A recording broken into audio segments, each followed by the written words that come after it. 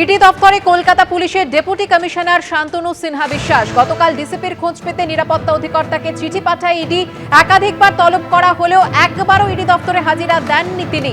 সরাসরি চলে যাব আমাদের প্রতিনিধি প্রকাশ সিনহার কাছে। প্রকাশ, আমরা জানি শান্তনু সিনহা বিশ্বাসের বিরুদ্ধে তিনটি মামলা রয়েছে। আজ কোন মামলার প্রেক্ষিতে জিজ্ঞাসাবাদ? দেখো, তোমাকে বলে দিই, ইতিমধ্যেই কিন্তু জিজ্ঞাসাবাদ শুরু হয়েছে। সোনা পাপ্পুর যে মামলা, তোমার মনে থাকবে, যে মামলায় তার বাড়িতে তল্লাশি অভিযান চালানো হলো, সোনা পাপ্পুর তোলাবাজি প্রতারণার যে মামলা, যে মামলায় জয়েশ কামদার তাকে গ্রেপ্তার করা হলো, তার মোবাইল ফোন থেকে একাধিক চ্যাট হিস্ট্রি এবং তার ডায়েরি থেকে টাকার হিসেব নিকেশ পাওয়া যায়। সেই মামলায় কিন্তু শান্তনু সিনহা বিশ্বাসকে জিজ্ঞাসাবাদ করা হচ্ছে। তার বিরুদ্ধে তিনটে মামলা কলকাতা জোনের ইডি দপ্তরে। প্রথম মামলা হচ্ছে সোনা পাপ্পুর যে মামলা, জয়েশ কামদার যে মামলায় গ্রেপ্তার হয়েছে।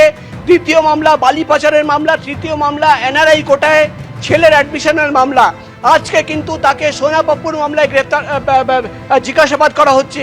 এবং তোমাকে বলে দিই, তার কাছ থেকে ইডি গোয়েন্দারা মূলত জানতে চান যে জয়েশ কামদারের সঙ্গে তার কি কানেকশন ছিল। তোমার মনে থাকবে, ইডির যে রিপোর্ট কোর্টে জমা পড়েছিল, সেখানে কিন্তু একাধিক বিস্ফোরক অভিযোগ তারা এনেছিলেন। তাদের অভিযোগ যে জয়েশ কামদারের সঙ্গে মিলে প্রভাব খাটিয়ে একাধিক ব্যক্তিদের চমকানো, ধমকানো, তোলাবাজি, টাকা নেওয়া এবং বিভিন্ন সময়ে কিন্তু জয়েশ কামদারের কাছ থেকে আর্থিক লেনদেন এবং বেনিফিশিয়ারি হিসেবে তাকে কিন্তু শান্তনু সিনহা বিশ্বাস বেনিফিশিয়ারি, এমনই দাবি কিন্তু ইডি তরফে করা হয়েছিল। তিনি যেহেতু বারবার আসছিলেন না, তার বিরুদ্ধে লুকআউট সার্কুলার জারি করা হয়, সমস্ত এয়ারপোর্টকে জানিয়ে দেওয়া হয়। এবং তারপরেও সর্বশেষে যেটা আমরা ইডি সূত্র মারফত খবর পেলাম, ডাইরেক্টর অফ সিকিউরিটিকে চিঠি পাঠিয়ে বলা হয় যে তিনি কোথায় জানাতে এবং তাকে ইডি দপ্তরে পাঠাতে হবে, এমনই আবেদন কিন্তু ইডি তরফে করা হয়। আমরা দেখলাম আজকে দুজন আইনজীবীকে নিয়ে তিনি 11টা 5 নাগাদ ইডি দপ্তরে প্রবেশ করেছেন। তাকে আমরা প্রশ্ন করেছিলাম, তিনি কোনো রিয়াকশন দেননি। ইতিমধ্যেই তাকে জিজ্ঞাসাবাদ শুরু করেছেন ইডির গোয়েন্দারা। এবার দেখার বিষয় হবে যে আজকে জিজ্ঞাসাবাদের পর কি তথ্য বেরিয়ে আসলো বা ইডি তরফে আর কি জানানো হয়। ধন্যবাদ প্রকাশ। ভবানীপুরে বিজয় মিছিল করলেন শুভেন্দু অধিকারী। মুখ্যমন্ত্রী হওয়ার পর প্রথমবার পা রাখলেন ভবানীপুরের মাটিতে। মমতা বন্দ্যোপাধ্যায়ের বাড়ির সামনে দিয়ে গেল শুভেন্দু অধিকারীর রোড শো। ভবানীপুর তাকে ভোট দিয়েছে উজাড় করে, তার মাথায় হাত রেখে বলেছেন বিজয়ী ভব। বুধবার তারই বিজয় যাত্রা বেরোলো ভবানীপুরে। মুখ্যমন্ত্রী হয়ে ভবানীপুরে ফিরলেন শুভেন্দু অধিকারী। প্রাক্তন মুখ্যমন্ত্রীর বাড়ির সামনে দিয়ে গেল বর্তমান মুখ্যমন্ত্রীর মিছিল। এই মুহূর্তে আমরা দেখতে পাচ্ছি যে কালীঘাটে মমতা বন্দ্যোপাধ্যায়ের বাড়ির সামনে দিয়ে যাচ্ছে শুভেন্দু অধিকারীর বিজয় শোভাযাত্রা। এখানে প্রচুর মানুষের ভিড়। ওদের উপযুক্ত শাস্তি হয়েছে, দিদিকে হারিয়ে সবাই আমরা আনন্দিত। চেতলা লকগেট থেকে শুরু হয় শুভেন্দু অধিকারীর রোড শো। নতুন মুখ্যমন্ত্রীকে কাছ থেকে এক ঝলক দেখতে উপচে পড়েছিল ভিড়। এরই মধ্যে অপেক্ষা করছিল আরও একটি মুহূর্ত। চেতলা মোড়ে শুভেন্দু অধিকারীর রোড শো পৌঁছতেই দেখা গেল চেতলা অগ্রণী ক্লাবের তরফ থেকে শুভেন্দু অধিকারীর জন্য লেখা হয়েছে শুভেচ্ছা বার্তা, যে ক্লাবের পুজো উদ্যোক্তা কলকাতার মেয়র ফিরহাদ হাকিম। এখানে চেতলা অগ্রণী ক্লাব, তাদের পক্ষ থেকে সুস্বাগতম মাননীয় মুখ্যমন্ত্রী। এত বড় বড় করে লাইটে জ্বলছে, যেখানে লেখা রয়েছে সুস্বাগতম মাননীয় মুখ্যমন্ত্রী চেতলা অগ্রণী ক্লাব। এবং আমরা যেরকমটা দেখতে পাচ্ছি যে এই চেতলা অগ্রণী ক্লাব, যে ক্লাব কিন্তু ফিরহাদ হাকিমের ক্লাব বলেই মূলত পরিচিত, সেই ক্লাবের পক্ষ থেকে ঠিক মোড়েতেই বড় করে হোর্ডিং দেওয়া হয়েছে। কেউ ফুল ছুঁড়ছেন, কেউ বাড়ির বারান্দা থেকে হাত নাড়ছেন। তাদের দেখে হাত নাড়লেন মুখ্যমন্ত্রীও। চেনা অচেনা মুখের ভিড়ে উৎসব মুখর হয়ে উঠল ভবানীপুরের অলিগলি।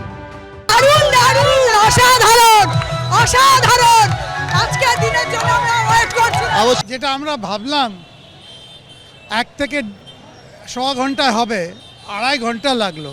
মানুষের মানে কি বলবো, জনজোয়ার, মানুষের জনজোয়ার।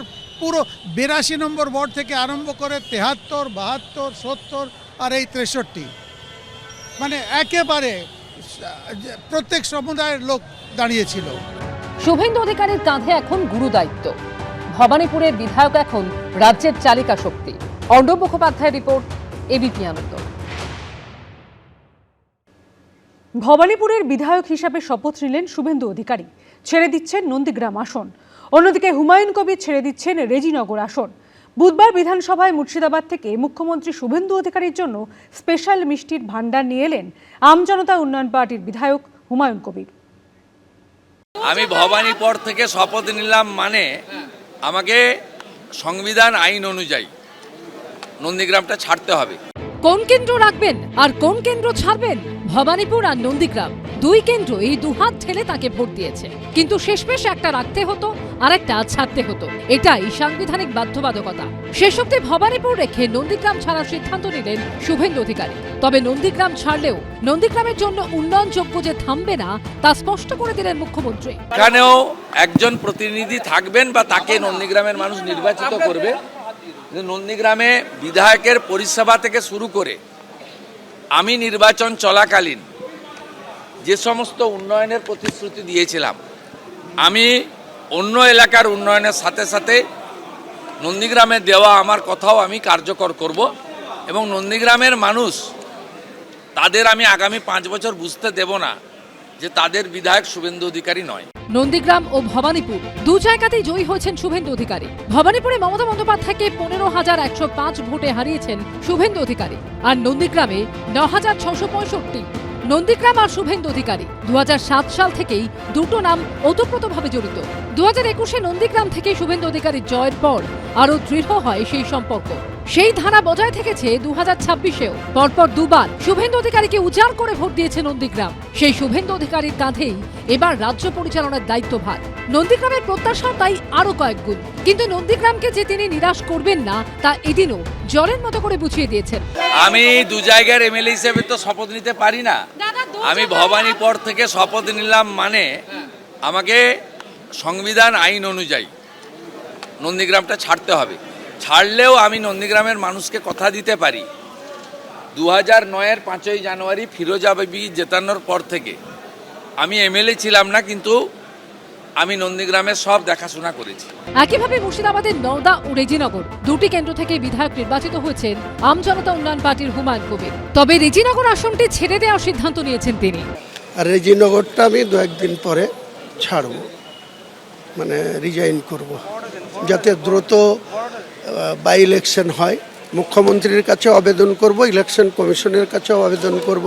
এদিন মুর্শিদাবাদ থেকে মিষ্টির ভান্ডার নিয়ে বিধানসভায় হাজির হন আমজনতা উন্নয়ন পার্টির বিধায়ক হুমায়ুন কবির। মুখ্যমন্ত্রী শুভেন্দু অধিকারীর জন্য এনেছিলেন স্পেশাল মনোহরা, আর বাকি সকলের জন্য মনোহরা আর ছানা বড়া মিলিয়ে আনেন 650 পিস মিষ্টি।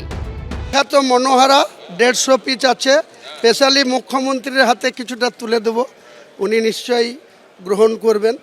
আর 500 পিস বিখ্যাত ছানা বড়া, যেটা মুর্শিদাবাদের অনেক ঐতিহ্যবাহী ছানা বড়া, সেটাও 500 পিস নিয়ে এসেছি। বিধানসভায় নিশ্চয়ই 500 পিস লোকের সবাই একটা করে খেলেও আমি খুব খুশি হব। রাজনীতির তিক্ততা অতীত, এদিন কার্যত প্রতীকী মিষ্টির স্বাদ পেল পশ্চিমবঙ্গবাসী। কৃষ্ণেন্দু অধিকারী, উজ্জ্বল মুখোপাধ্যায় ও আশাবুল হোসেনের রিপোর্ট, এবিপি আনন্দ। এবিপি আনন্দ, এগিয়ে থাকে, এগিয়ে রাখে।